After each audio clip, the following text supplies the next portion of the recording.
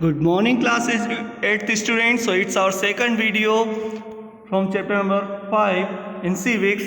So as we have been read about the backward communities, or we can say marginalized communities of the Indian society, okay, they were like SC, ST and OBCs, SCs, STs and OBCs now, and minorities. Now we are moving the next one, that is the fifth backward communities. Now we are going to read about Adivasis, which belong to ST community or ST group. The original inhabitants is the actual meaning of the Adivasis. आदिवासियों का आदिवासी जो शब्द है, इसका वास्तविक जो अर्थ होता है ये होता है ओरिजिनल इनहेबिटेंट, यानी मूल निवासी किसी जगह के, जो एक्चुअल इनहेबिटेंट्स हैं, यानी वहाँ के रहने वाले लोग हैं. They are the communities who live in the forest and their generations also live in the forest. ये वो जनरेशंस, ये वो कम्युनिटीज है, ये वो समुदाय है जो जंगलों में रहते हैं. And their generations also live in the forest, और उनकी पीढ़ियाँ जंगलों में ही रहती है without any touch of marginalisation, जो आधुनिकता को टच नहीं करते हैं. ओके, यानी मॉडर्नाइजेशन को ये अपनी लाइफ में इजीली अडॉप्ट नहीं करते हैं. There are many areas where Adivasis are prominently found in India. भारत में कई सारे जगह है जहाँ पर जो है क्षेत्र है जहाँ पर ये आदिवासी समुदाय जो है प्रोमिनेंटली यानी मुख्यतः पाया जाता है. Like Jamshedpur, such as Jamshedpur in Jharkhand, Rourkela in Odisha, Bokaro and Bhilai. There is not a single Adivasi group but a number of different Adivasi group. यानी कोई एक आदिवासी ग्रुप नहीं है, कोई एक आदिवासी कम्युनिटी नहीं है, बहुत सारे आदिवासी समुदाय हैं या समूह हैं. Adivasis are found in large number in the areas like Chhattisgarh. आदिवासी जो है कई संख्या में पाए जाते हैं, एक लाइक छत्तीसगढ़ में, झारखंड में, मध्य प्रदेश में, Odisha, Gujarat, Maharashtra, Rajasthan, Andhra Pradesh, West Bengal and in north eastern यानी उत्तर पूर्वी भाग या उत्तर पूर्वी राज्यों में, लाइक अरुणाचल प्रदेश, आसाम, मणिपुर, मेघालय, मिजोरम, नागालैंड एंड त्रिपुरा. इन पार्ट्स में जो है आदिवासी कम्युनिटीज़ आपको देखने को मिलेगी बड़े लेवल पर. Adivasis do not practice religion like Islam, Hinduism और क्रिश्चियनिटी एट्सेट्रा. आदिवासी जो होते हैं वो किसी पार्टिकुलर धर्म का जो है वो प्रैक्टिस नहीं करते हैं, चाहे वो मुस्लिम धर्म हो या हिंदू धर्म हो या ईसाई धर्म हो और भी कोई. दे प्रैक्टिस ट्राइबल रिलीजन, वो अपने आदिवासी धर्म का पालन करते हैं. इन विच दे वर्शिप देयर एंसेस्टर, जिसमें कि वो क्या करते हैं, अपने पूर्वजों को, एंसेस्टर्स को वर्शिप यानी पूजते हैं. विलेजेस, गाँव को पूजते हैं. नेचुरल स्पिरिट्स यानी प्राकृतिक चीज़ों की पूजा करते हैं. माउंटेन्स स्पिरिट्स यानी पर्वत पहाड़ों की. रिवर स्पिरिट्स, एनिमल स्पिरिट यानी जीव जंतु, पर्वत पहाड़, मैदानों को वो देवी देवता भगवान मानकर जो है पूजा करते हैं या उनमें अपना बिलीफ जताते हैं. The Adivasi groups are also influenced with the other religions such as Buddhism, Vaishnavism and Bhaktism. आदिवासी समूह पर दूसरे धर्मों का भी प्रभाव पड़ा है, जैसे बौद्ध धर्म, वैष्णव धर्म और भक्ति संप्रदाय etcetera. They have their own languages, उनकी खुद की अपनी भाषाएं होती है. एंड देयर ओन म्यूजिक, उनका अपना संगीत होता है. एंड फोक सिस्टम यानी लोक तंत्र होता है. इन विच दे कैरी देमसेल्फ, जिसमें वो अपने आप को कैरी करते हैं, अपने को आगे बढ़ाते हैं, अपने जीवन निर्वहन में ये सारी चीज़ें लेकर चलते हैं. Adivasis are mainly seen is a very different as compare to other people living in towns. आदिवासी जो है खासकर कई जो है क्या बहुत ही अलग दिखाई देते हैं हमसे, as compare to the living in towns यानी हमसे, जो हम शहरों में रहने वाले लोगों से. Villages and they are in large numbers, और गाँव में रहने वाले लोगों से भी ये अलग दिखाई देते हैं और इनकी संख्या बहुत ज़्यादा है. They are in large numbers. People believe that Adivasis are very rigid in following their own culture. लोगों की ये मान्यता है कि आदिवासी अपने धर्म, अपनी संस्कृति को मानने के मामले में बहुत कठोर होते हैं, उसमें उनको कोई भी रोक टोक बर्दाश्त नहीं है. They are perceived as people who only dance in the colorful. वो अपने आप को जो है ऐसा दिखाते हैं जैसे वो कलरफुल डांसेस करते हैं. Okay, only dance in the colourful costume and get their livelihood from the forest, और उनका जीवन या रोजगार जो है कहाँ से चलता है, जंगलों से चलता है. पीपल बिलीव दैट आदिवासीज, लोग मानते हैं कि आदिवासी कैसे होते हैं, इस तरह के होते हैं. Like they are exotic, primitive, आदि मानव के ज़माने के बैकवर्ड, पिछड़े हुए. Adivasis today are the marginalised and powerless communities. But यही इनके जो डिस्टिंक्ट फीचर्स थे आदिवासीज के, हम लोगों से अलग जो विशेषताएं हैं, इनकी वजह से ये लोग हमारे कम्युनिटी में मार्जिनलाइज्ड मार्जिनल यानी हाशिए पर जा चुके हैं, एंड पावरलेस कम्युनिटीज यानी शक्तिहीन समुदाय बन चुके हैं, हमारे सोसाइटी के पावरलेस क्लास बन चुके हैं। Now so for the upliftment of the Adivasis what are government had made, Adivasis demand and the 1989 act, आदिवासियों की मांग और जो है 1989 एक्ट बना। क्या है ये कानून जो बना है 1989 में?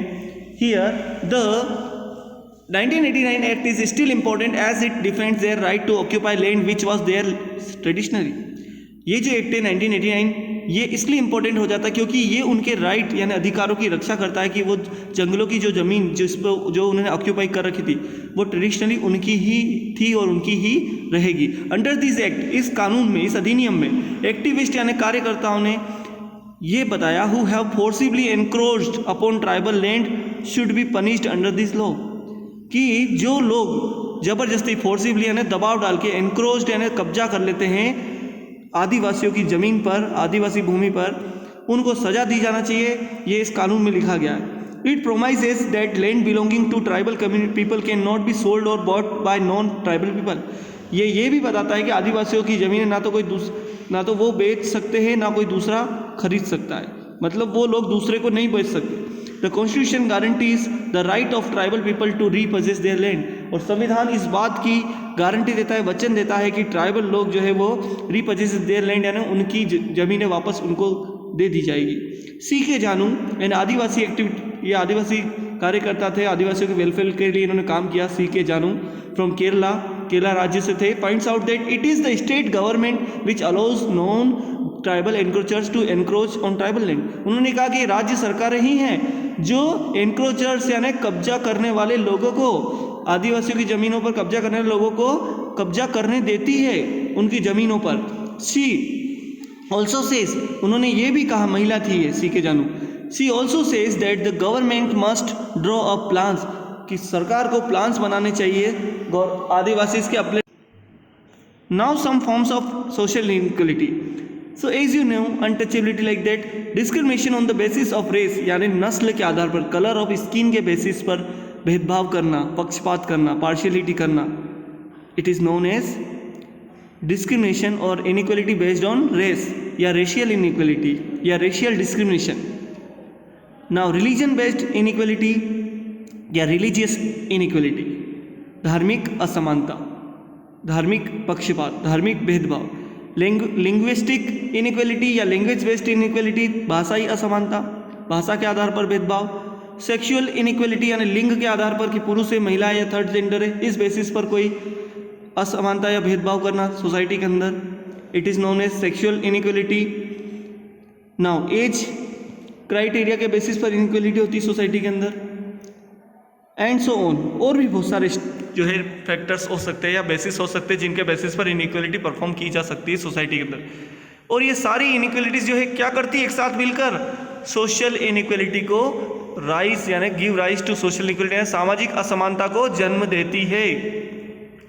नाउ स्टूडेंट्स, अनटचेबिलिटी क्या होता है? You all are aware regarding to this, but let's read it here. One of the evils that arose but of the caste system was the practice of untouchability. एक ऐसी बुराई सामने आई society में from the casteism, जाति व्यवस्था से, जो थी अनटचेबिलिटी, प्रैक्टिस ऑफ अनटचेबिलिटी यानी छुआछूत का व्यवहार या अस्पृश्यता का कृत्य। Under this system people doing certain types of jobs, लोग कुछ विशेष तरह के काम करते थे, and due to this they were treated as outcasted, और इसीलिए उनको आउटकास्टेड यानी अपनी जाति से अलग तरह की जातियाँ बता दिया गया था या निजी जातियाँ बता दिया गया था, लोअर कास्टेज बता दिया गया था, due to their menial jobs, क्योंकि वो ऐसे काम करते थे जिनसे उनके कपड़े वगैरह खराब हो जाते थे, गंदे दिखाई देते। These people usually do such as removing dead bodies, ये लोग वास्तविक में किस तरह से काम करते थे? In real they remove dead bodies यानी मृत शरीरों को हटाना, केयरिंग मैंने केयरिंग ह्यूमन वेस्ट यानी मानव मलमूत्र को उठाना, साफ करना, एंड स्वीपिंग रोड, सड़कें झाड़ना है, साफ करना। Such jobs considered unclean and the people, इस तरह की जॉब्स को जो है अनक्लीन यानी गंदे काम समझा जाता था। And the people who did were considered impure and untouchables, और जो लोग ऐसा करते थे उनको इम्प्योर यानी अशुद्ध और अनटचेबल यानी अछूत या अस्पृश्य समझा जाता था। Most of the other castes would not touch them, ज़्यादातर जातियाँ उनको टच नहीं करती, उनको छूती नहीं थी, उनके पास नहीं जाती थी। फॉर लूजिंग प्योरिटी, तो उन्हें ऐसा लगता था कि हमारी पवित्रता चली जाएगी अगर हम इन्हें टच करेंगे तो। The untouchables were not allowed to live inside village and towns, अछूतों को गाँव में और शहरों में नहीं रहने दिया जाता था। They lived beyond the towns and cities and villages. They were not allowed to draw water from public wells, उन्हें ऐसे कुएं जो सार्वजनिक होते हैं जहाँ से सब लोग पानी भरते हैं वहाँ से उन्हें नहीं पानी ड्रॉ नहीं करने दिया जाता, पानी नहीं लेने दिया जाता। They were not allowed to enter temples and schools, उन्हें मंदिरों और विद्यालयों में प्रवेश के लिए अनुमति नहीं होती थी। सो ये सारे हमने रीजंस पढ़े, कॉजेस पढ़े, जो किसको लीड करते हैं, caste based discrimination, caste inequality को लीड करते हैं। किसके थ्रू? अनटचेबिलिटी के थ्रू। अनटचेबिलिटी किसका जो है रिजल्ट है? कास्टिज्म का। Okay, casteism developed from where? From Vedic social arrangement. Okay, so student I hope आपको समझ में आएगा, और नेक्स्ट वीडियो में हम जो है आगे के कंटेंट के बारे में चर्चा करेंगे। Thank you.